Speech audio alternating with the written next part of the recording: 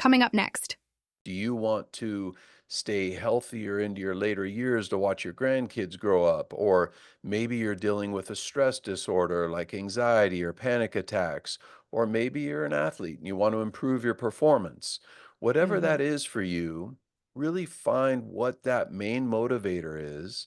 And then think about, if I accomplish this, what are 10 or 20 things that will positively change in my life by accomplishing this goal through the meditation practice? And then I want you to flip the coin and think about 10 or 20 negative things that will happen if you don't accomplish this goal. And what Mm. this does is it helps give us a little bit of motivation and fuel to get through those times where we're feeling a little bit of a lull, or maybe we don't want to get up and go do our practice, whatever that is. Welcome to Faith Over Addiction podcast, where the chains of fixing and striving are broken and joy is rediscovered in Christ. You are here because you know there's more for you, a life beyond addiction's chaos, rooted in God's peace and promises. This is the place where Christian women like you learn to release the weight of fixing and striving and instead lean into God's strength to create a home filled with love, grace, and hope. She is clothed with strength and dignity. Proverbs 31:25. That's you. You may not feel like it yet, but you are stronger than you know. And God has so much more for you than carrying someone else's addiction. Here, we'll uncover how to set healthy boundaries with love and a little humor. Find resilience and grace in the messy moments of life. Celebrate small victories and embrace joy like never before. Lean into God's promises for restoration and strength because He's not done with your story or your loved ones. This is your invitation to rise up, embrace your worth in God's kingdom, and take back what's been stolen by addiction: your peace, your joy, your future. Your faith is the foundation, and your boundaries are the bridge, and God's truth is your guide. I'm Tanya Gioia, your host and fellow traveler on this journey through the chaos of addiction. I'm here to cheer you on, equip you with tools that work, and share the truth that's changed my life. The joy of the Lord is your strength. Nehemiah 8:10. Together, we'll uncover how to create safe, loving space for healing, starting with your own heart and home.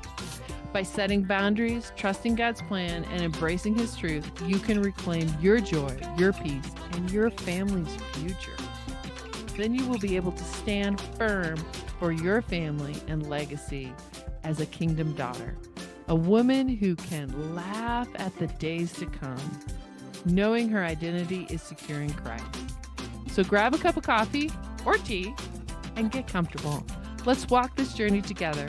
We're about to take back what's been stolen, create a safe, healing space for you and your family, and rediscover the joy God has waiting for you.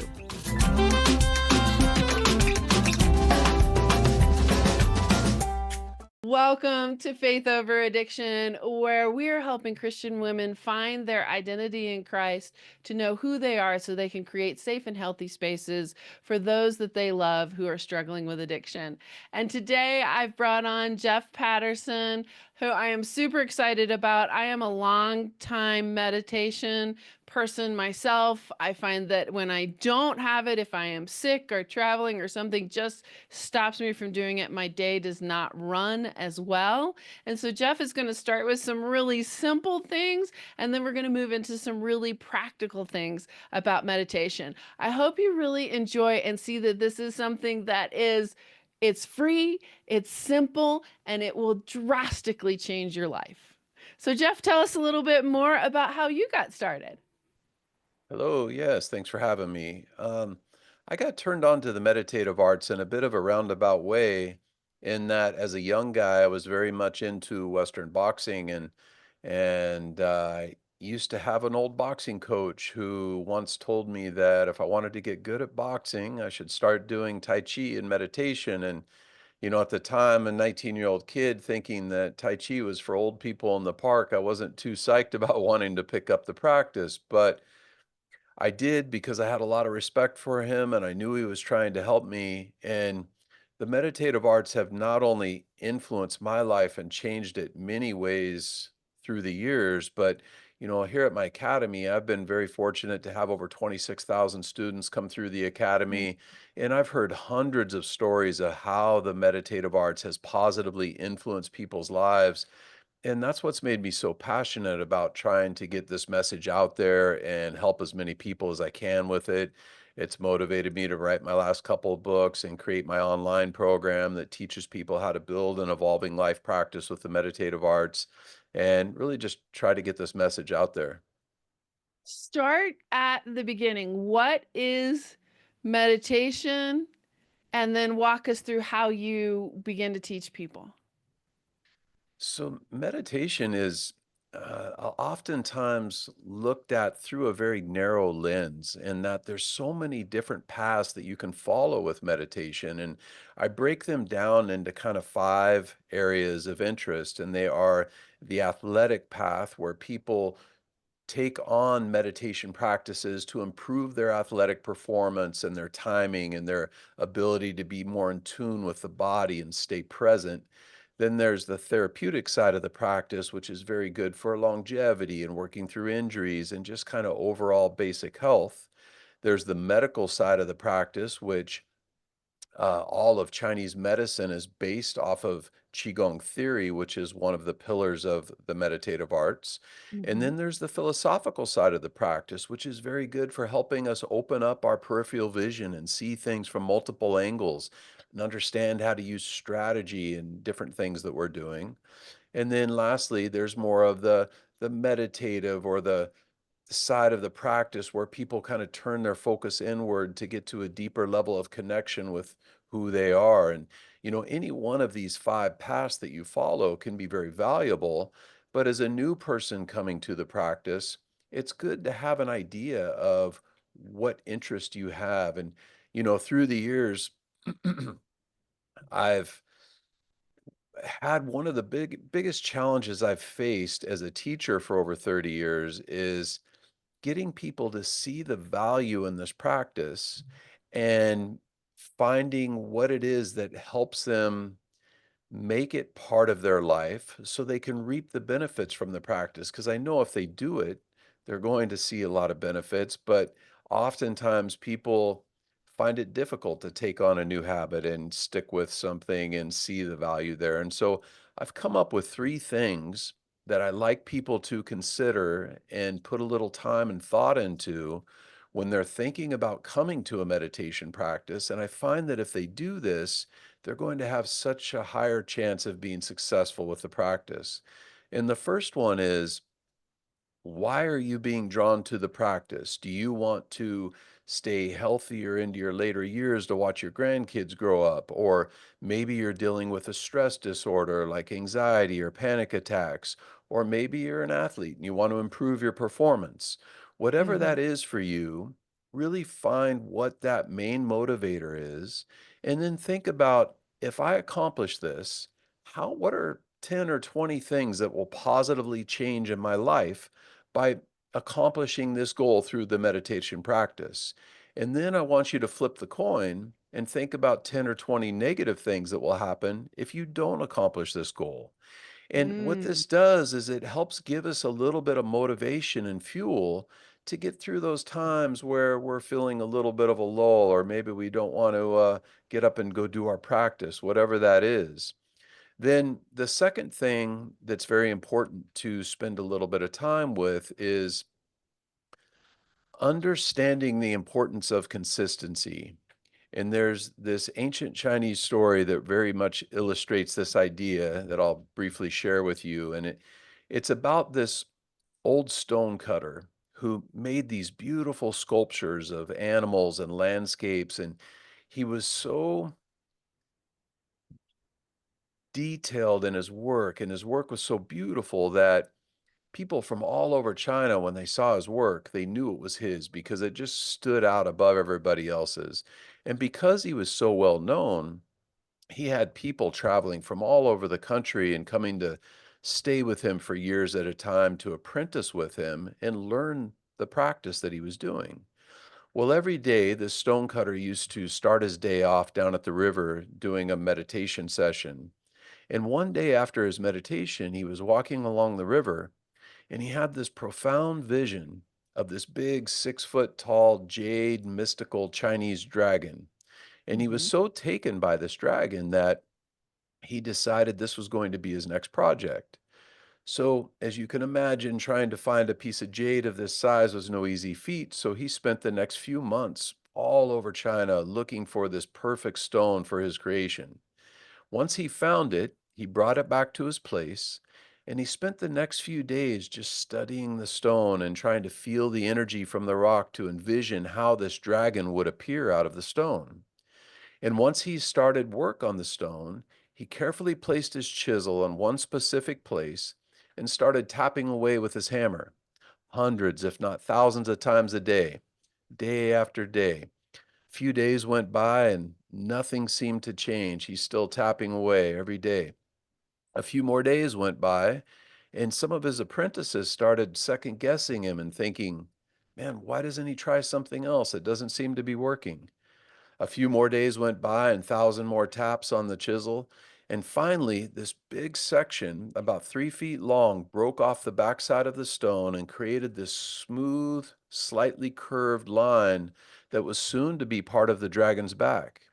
And one of his apprentices said, how did you know that that strike was going to break the stone? And the stonecutter said, it wasn't that strike that broke the stone, it was the thousands of strikes before it that broke the stone. And with a Hmm. little bit of a discouraged look on his face, the apprentice said, but I've been watching you, and there was nothing changing, not even a slight crack in the stone. Why didn't you try something different? And the stonecutter got down on one knee and he felt the smooth line that he just created, and he said, each strike was not wasted. The stone was changing beneath the surface. And while we couldn't see that with the naked eye, it was laying the foundation for the transformation that was soon to come. And not only was the stone changing beneath the surface, but so was the one who wields the hammer. And the reason why I like this story so much is because it's so closely related to the meditative arts, in that we're practicing these breathing strategies and these movement practices and studying these philosophical concepts where we don't see the change day to day, but through our consistent effort, we see and we build these sources that provide us so many fruits for later in life. And so having that consistency is a very important understanding when coming to this practice. And then the third and final idea that I like people to think about is that the meditative arts is an extremely deep practice. I've been studying for 36 years and I've traveled around the world and trained with teachers all over the planet. And I'm still just a student learning all the time. And having a guide is essential.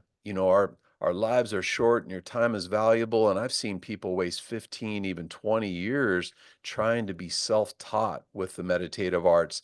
And if you do that, you're never going to get deeper than surface level.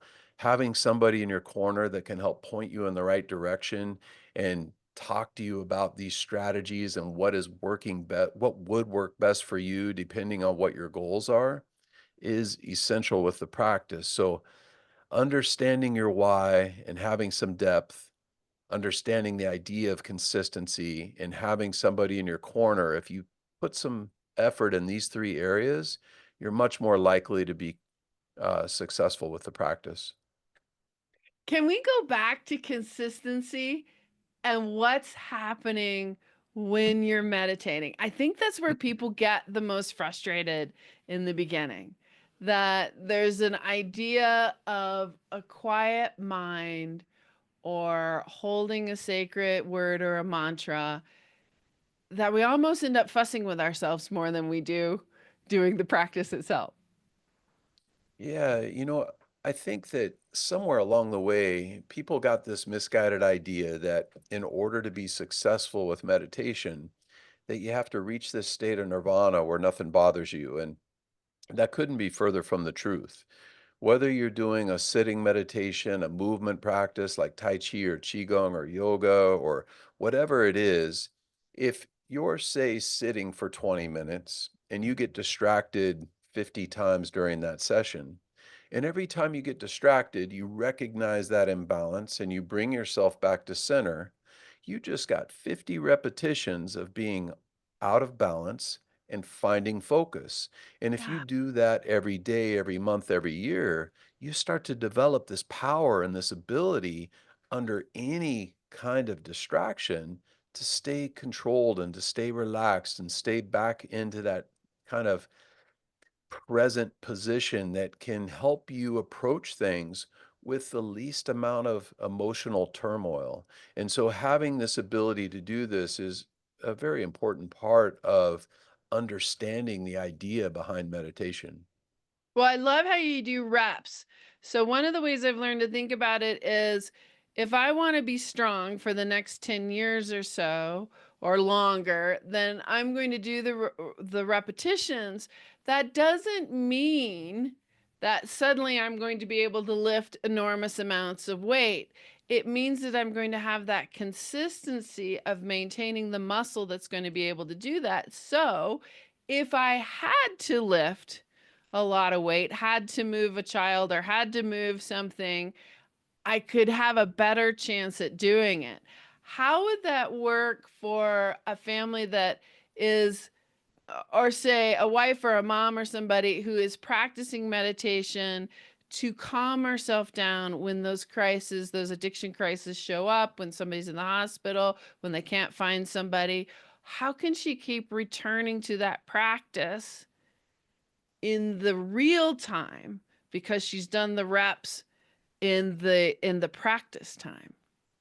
Yeah, so I'm glad you brought that up because a lot of people, through the years teaching for over 30 years, I'll hear people say that they meditate and I'll ask them what they do and they'll say, "Well, I do it because I get panic attacks and when I get stressed out, I practice this breathing set." Or they'll give an example of why they do the practice, but they're approaching it from not the best method in that in order to really benefit and reap the fruits of this practice, it has to become a way of life. It's not a pill that we can take after the fact. It's through laying the foundation and putting our work and our time in on a daily basis. Now, when those stressful moments come up, we don't get so far off track on this negative path, and we're able to recognize these things at the first sign of imbalance and use our practice to come back to center. Now, through this, there are things that we can do in the moment, but they're only going to help us in the moment if we have a good foundational practice that we're doing on a regular basis. And with any meditation practice, I break down into what we call ritual practices, active practices, and philosophical practices. And basically, a ritual practice is where you set a little bit of time aside every day and do your breath work or do a sitting practice or a movement practice like Tai Chi or Qigong. Then we have our active practices that are very easy to integrate into the day. And they are as simple as something that can be done in 60 seconds or 3 minutes. And as we integrate these into the day, it helps us stay in that mindset all day, every day. So now that we're actually living the practice, we can really reap the benefits because, it makes no sense if you meditate every day and you feel at peace during your meditation, but the rest of the day you're stressed out and you're distracted. And Yeah. so having these things, what we can use in our day-to-day activities help us start to live that path. And then the third pillar is the philosophical side of the practice. And these training exercises can be used both in our ritual practices as well as our active practices. And if you have a combination of those three things, you're going to be have a good foundation for your practice. Give us how you would start somebody out who hasn't practiced before and is really dealing with anxiety about another person. They're super anxious that something's going to happen to this other person, and they need to be able to calm themselves down because they're not always going to be able to get answers. How would you begin with someone like that? Well, again, we wouldn't want to think about an instance because if you're doing the practice for one specific thing, you're missing the point. The idea is to build these life habits into what we do. And so, with anybody, whatever the motivation, we would want to establish a daily practice, something that you're doing 20 minutes a day, 30 minutes a day, whether it be a sitting practice or a Tai Chi form or some breath work, and build that idea of that awareness. With it doesn't matter whether you're doing sitting meditation, yoga, Tai Chi form, or Qigong set. What allows us to get to a deep level of a meditative practice is a deeper level of feeling and awareness within the body. And the only way that we get to those levels of awareness is by that consistent effort. So we would start with that ritual practice where you're doing this every day. Then we would integrate, and I always have my students like set an alarm on their phone to go off every 60 or 90 minutes, where we'd integrate some of these active practices every time the alarm goes off to help bring them back and find that focus so they can maintain that balance and notice when they start to fall off track or get emotional. And then we Mhm. would also integrate some of these philosophical ideas that help train the mind to open up our perspective. So when these things happen, we can start being strategic on options and ways that we can deal with these different things as they come along. And so it's a combination of those three things that we would use to help with that. And you said emotion. So there is a misnomer that meditation could take away emotion. That has not been my experience. It gives me choices. It may even give me deeper connection with emotion, but it doesn't strip me of my emotion. What's been your experience with that? I think if anything, it helps you be more true to what your emotions really are. So often in today's society, we get caught up wearing these masks and putting these walls up because we're trying to protect ourselves. And sometimes we get so caught up living this way that we look at ourselves in the mirror and we're still wearing those masks. Well, with meditation, it helps us stay connected to who you truly are and let down all those barriers and those walls. And it doesn't hide your emotions or make you numb to the world. If anything, it makes you more open to the world to express those emotions and be who you truly are. And so anybody that maybe feels that way is maybe just not really understanding what the practice is all about. Can you so one of my first experiences with being able to be fully present, at least for a short amount of time, was through Tai Chi. Can you explain a little bit more about what Tai Chi? I think we have a better awareness of yoga at this point than we do of Tai Chi. What is Tai Chi and what was the design for it? Well, originally, Tai Chi Chuan was created as a martial art. However, these days, 95% of the people all around the world that practice Tai Chi Chuan don't understand the martial art at all. They do it for the health benefits. Mhm. And Tai Chi is kind of a deeper concept in that, a lot of times when you see somebody practicing the slow movements of a Tai Chi Chuan form, that's referred to in, popular culture as Tai Chi, but in reality, that's not Tai Chi. Tai Chi is the force that takes us from that place of stillness, or Wuji as they call it, and it creates that movement, that positive and negative flow of energy within the body that is used to practice Tai Chi Chuan, which is the form that most people refer to when they say Tai Chi. And so understanding how the energy works in the body and how it originates is the idea behind Tai Chi. And when you practice Tai Chi Chuan, it teaches you how to, one, be settled and find that place of stillness, how to increase our internal awareness within the body, which in doing that helps us expand our awareness outside of the body, and it makes us more healthy. It makes our joints more mobile. It gets us more rooted. It helps us to be more present within the movement, which feeds over into everything we do in life. And that's why it's become so popular, because it's so helpful with, maintaining our physical, mental, and emotional well-being. And it's a very gentle movement. I mean, yoga we've moved yoga to an interesting state, to the hot yoga, to let's power it out, let's do this. But I've always found Tai Chi to be very gentle, very comfortable, very restorative, as opposed to some places that Americans have taken yoga to. Yeah, it's practiced many different ways in that, people that are out there practicing Tai Chi for the martial art, they're pretty aggressive and they're doing more of that yang side of the practice where it does have that strengthening element.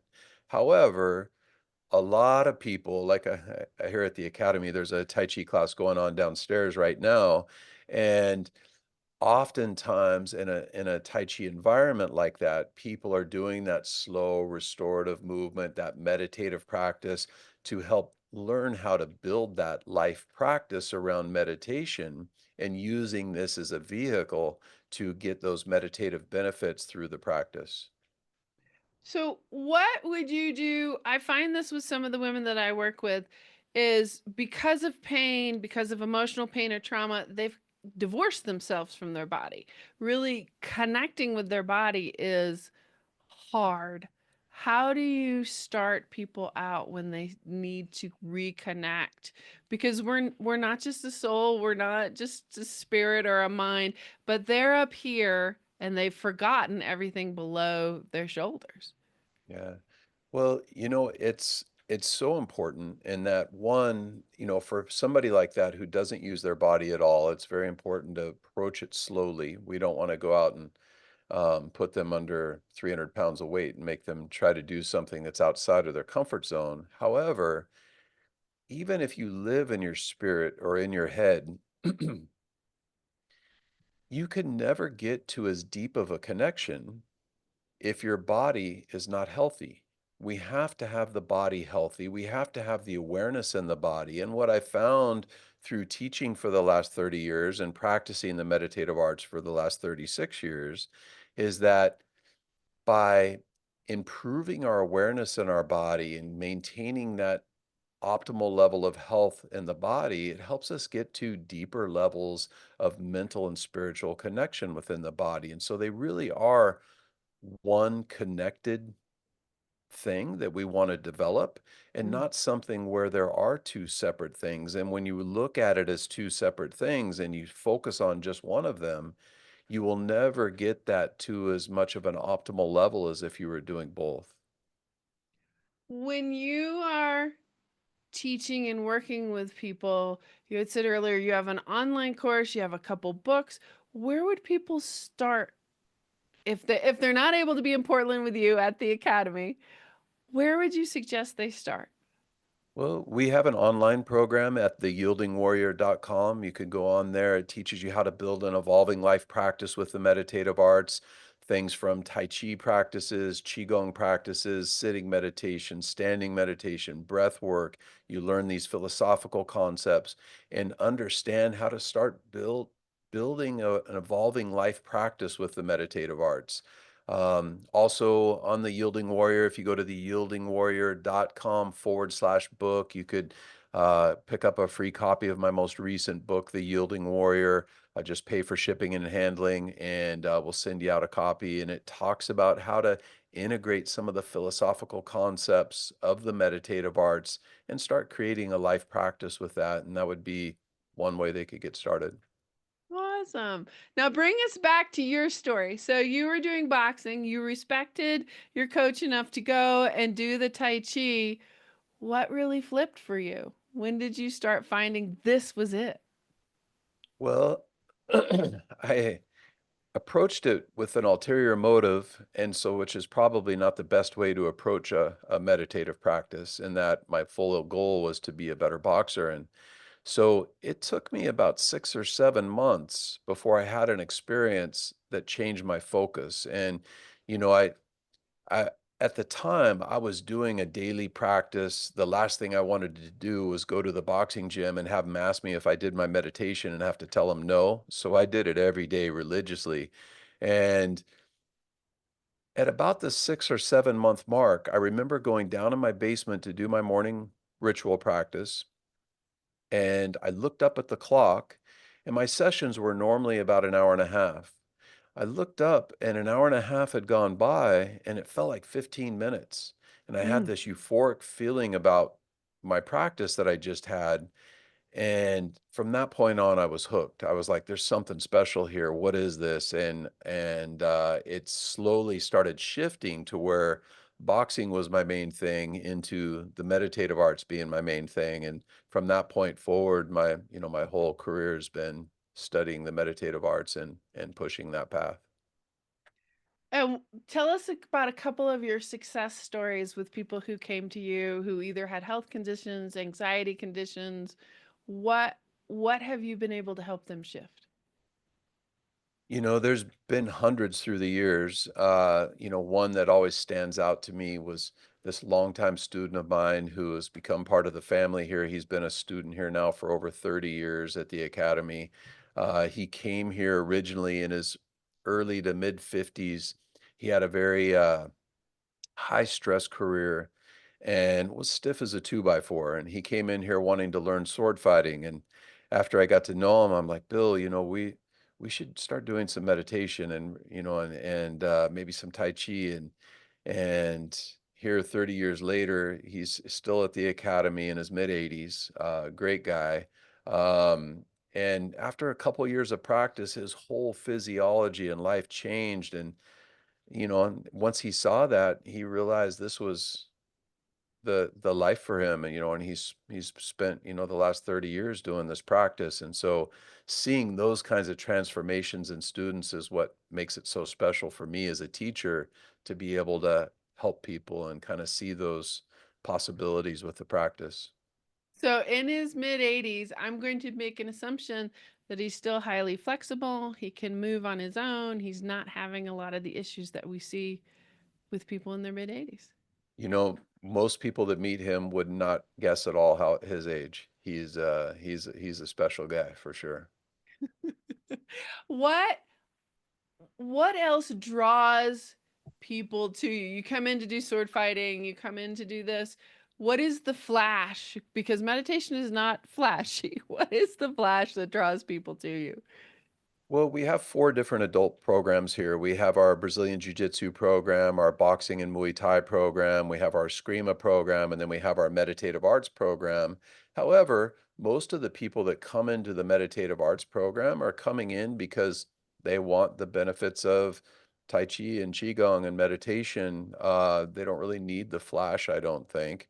However, some of the people that do come in for the external arts, they transition and do the meditative arts as well, but it really is a kind of a different audience a lot of times. Now, do you whisper in their ear the same thing your coach said to you? Boxing? Often, oftentimes, if I feel it's appropriate, I do.